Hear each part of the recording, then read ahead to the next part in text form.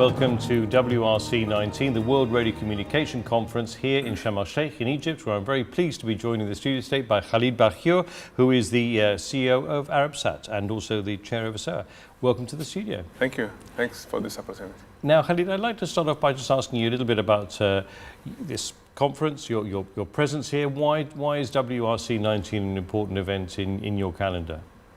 Well, WRC is an event every 4 years for the ITU, and all the decision makers and regulators who distribute the frequency among all kind of telecommunication are here, and they make very important decisions on spectrum allocations. And we are in the satellite industry. We care about these decisions and discussions, of course, for our spectrum, for our assets that we launch in space that will last for like 15 to 20 years. And we do care about our investment and where does it go to these spectrum allocations. And we take part of those discussions and we reflect our industry point of view on those allocations. And there is a big, of course, these are natural resources and they are like scarce to telecom industry.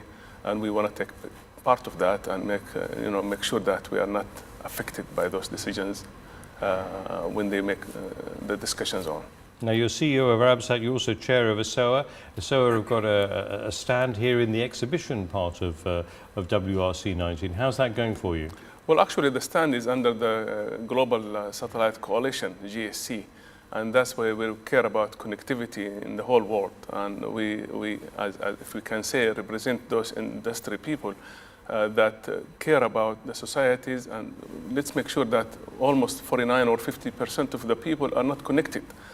So because of lack of infrastructure on the ground. So space or satellites are the means of getting those people connected and make sure that we care about the social health, education. It's not only for entertainment, and people have to make sure that the rest of the world is still there, yet to be connected. And we want to make sure that the Global Satellite Coalition, our message is there to get those people connected. And we want to make sure that we have the means, whether it's satellites or spectrum, to make sure that we can make it available. And as I said, WRC is the spectrum arena for the whole discussion in this sense. And what do you hope will be the outcomes from this conference? Well, people feel that we are in competition between satellites and IMT, terrestrial networks. However, we believe that it's all complementary. We deliver the same message. We connect people together. So the notion about 5G, IMT, spectrum, allocations, fighting with satellite, it's not going to work unless we both deliver the same message and we get both the same connectivity to people, and we can live in harmony. There are issues in the agenda, talk about spectrum allocations from the existing satellite services, and that's why we want to make sure that our message is reflected. Our point of view is taken care of by the regulators, and that's why we are present here. I am the CEO of one operator, but there are a few others also who are here taking care of that message and make sure that we are heard. Now, the satellite industry has changed quite substantially. It's become much more affordable over the last few years. How is that affecting Arabsat? It does affect, of course, on the existing fleet that we have, but we are also trying to make sure that our services are compatible with the ground and also affordable with the speed and throughput that we provide to our customers with reasonable prices. Prices are coming down for sure, and we're meeting those requested price from the market, from the customers. Again, people also talk about some latency in satellite, and they're not quite as good as the terrestrial, but that's not true.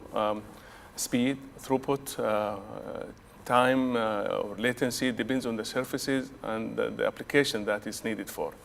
We have some LEO satellite, we have some GEO satellites, and we have different kind of services that we can offer and complement the needs of our societies and our nations. I was going to say, is IMT 2020 going to put a lot of pressure on you, or are you going to be able to rise to the challenge of say, faster connectivity in the marketplace? Of course, we have to meet that. The consumers look for connectivity, people in need of connectivity, and we try to play our role in a harmonic way, in a very affordable and fastest way to get people connected to the networks.